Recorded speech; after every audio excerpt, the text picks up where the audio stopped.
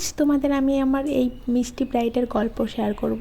এই দিদিটা আমাকে মিনিমাম 6 মাস আগে বুকিং করেছিল এবং বুকিং করার সময় বলেছিল মেকআপটা যাতে খুব ভালো হয়, আর কোনো ডিমান্ড ছিল না দিদির। এবং সকালে বৃদ্ধির লুক আর ব্রাইডের লুক এবং বিদায় লুকটা আমার কাছ থেকেই করেছে দিদি, এবং ফুল প্যাকেজ বুক করেছিল, নেলস, মেহেন্দি আর ফেসিয়াল দিয়ে দিদিকে পুরো ফুল প্যাকেজ বুকিং করেছিল আমার কাছ থেকে। ইভেন আমার ফেসবুকে কাজ দেখে দিদি আমাকে বুকিং করেছিল। দিদি শুধু একটাই কথা বলেছিল, আমার কলকাটা সুন্দর করে দিও, কিন্তু চওড়া যাতে না হয়। কলকাটা তুমি তোমার পছন্দ মতন করো, কিন্তু সুন্দর করো। আমি আমার পছন্দ মতন কলকা করে দিয়েছি।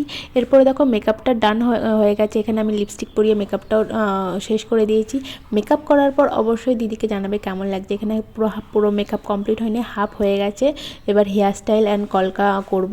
এবার কলকা করার পর আমি আমার পছন্দ মতনই কলকাটা করেছি।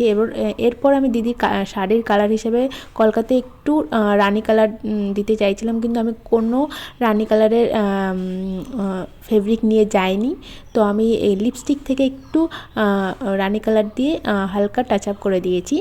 তো তোমরা দেখে অবশ্যই জানাবে কলকাটা কেমন হয়েছে। এরপরে দিদির জুয়েলারির কালেকশানগুলো খুব সুন্দর ছিল। দিদি পছন্দ মতন জুয়েলারিগুলো কিনেছিল অ্যান্ড বানিয়েছিল।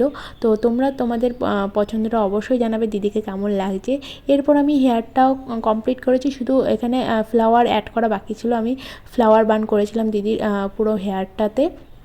কেমন লাগছিলো অবশ্যই জানাবে। দিদিকে সামনের থেকে বেশি সুন্দর লাগছিলো। আর তোমরা যদি এরকম লুক পেতে চাও তোমাদের স্পেশাল দিনে, তাহলে কিন্তু আমাকে বুকিং করতে পারো। আমাদের কিন্তু 25-26-এর অলরেডি বুকিং শুরু হয়ে গেছে।